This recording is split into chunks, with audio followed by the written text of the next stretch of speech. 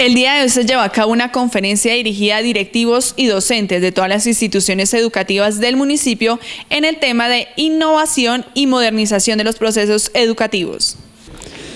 Bueno, soy uno de los miembros de la Academia Colombiana de Pedagogía y Educación y cada uno como miembro tiene su propio modelo pedagógico, su propuesta pedagógica. Entonces cada uno de nosotros es un gomoso especialmente en lo que hace. La propuesta mía se llama Educación, Escuela y Pedagogía Transformadora, entendiendo por educación no el proceso de transmisión de la cultura, sino el proceso de formación integral de los educandos, entendiendo escuela no como el centro solamente que enseña, sino como el espacio dinámico de formación que educa y que forma, y entendiendo pedagogía no como las estrategias didácticas que utilizamos para enseñar, sino como los recursos humanos, los recursos académicos, pero también especialmente los recursos formativos, éticos y morales que nos permiten orientar a estas nuevas generaciones. Entonces hoy estaba trabajando dentro de ese modelo un temita específico que es la pedagogía del cuidado, trabajando los aprendizajes y los nuevos tipos de competencias para este siglo XXI.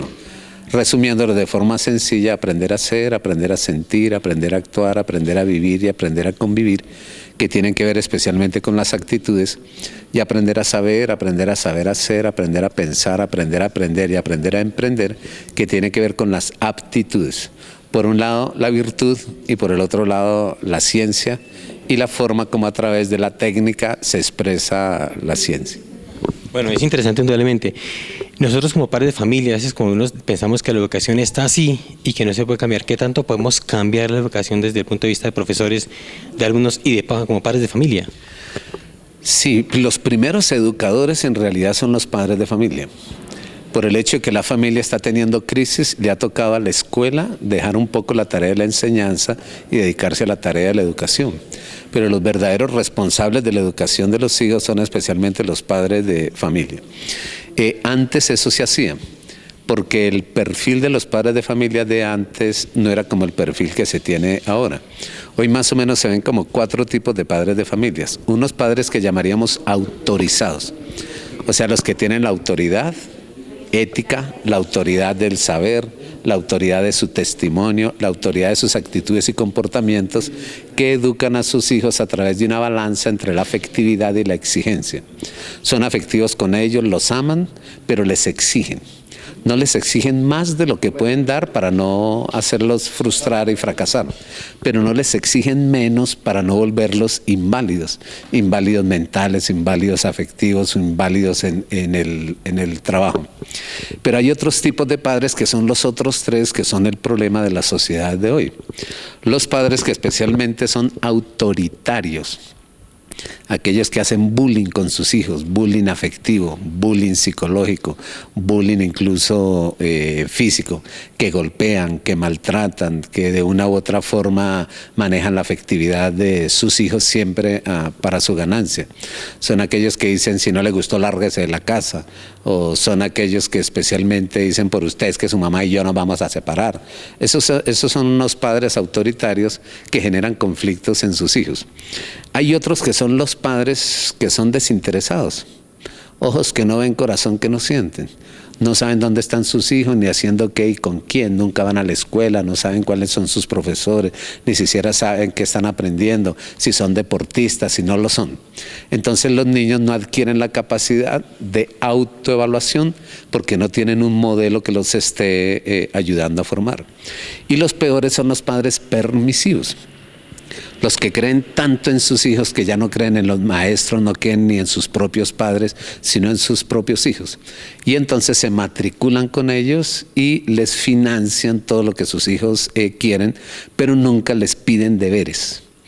Para tener una buena formación en la familia y en la escuela hay un principio básico: afectividad con exigencia, quererlos, respetarlos, pero exigirles, porque ellos son capaces de dar. A eso se le llamaría dulce firmeza. pero fundamentalmente derechos adquiridos a deberes cumplidos. Nunca le dé un derecho a una persona que no ha cumplido los deberes para ganarse ese derecho. Ese cuento del libre desarrollo de la personalidad, que es simplemente para poder dejar de generar a las personas, no ser excelentes, sino simplemente hacer lo que les dé la gana en aras de la autonomía. Eso no es autonomía, sino anarquía. Autónomo es aquel que libremente opta, decide y elige con responsabilidad. O sea, hace uso de la libertad con responsabilidad y resulta la autonomía.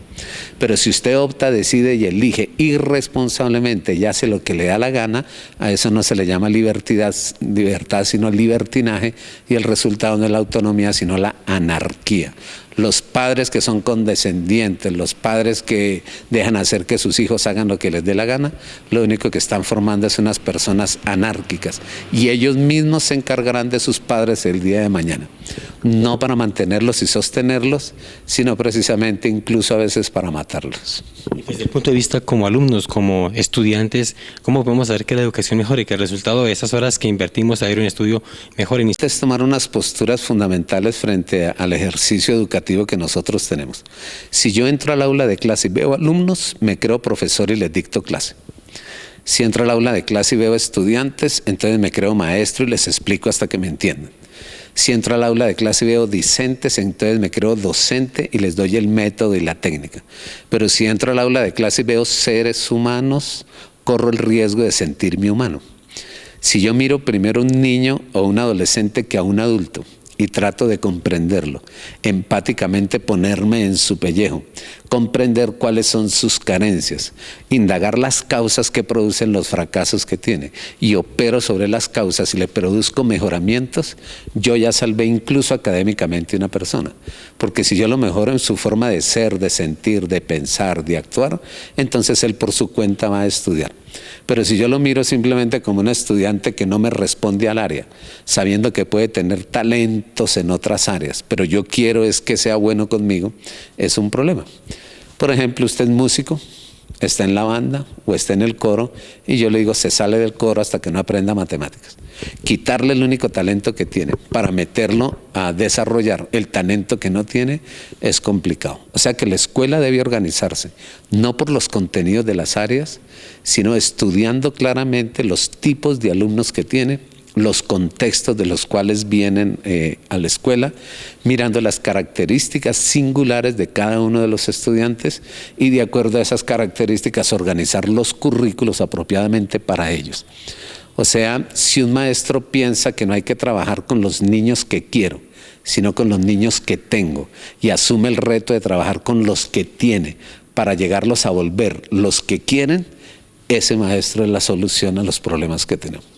Profesor Giovanni, muchísimas gracias, y esperamos volverlo a tener aquí en Zipaquirá, indudablemente haciéndonos pensar más en ese factor tan importante que es la educación. Muchísimas gracias. No, muchas gracias a ustedes y por estar aquí, por creer en los educadores que venimos de fuera.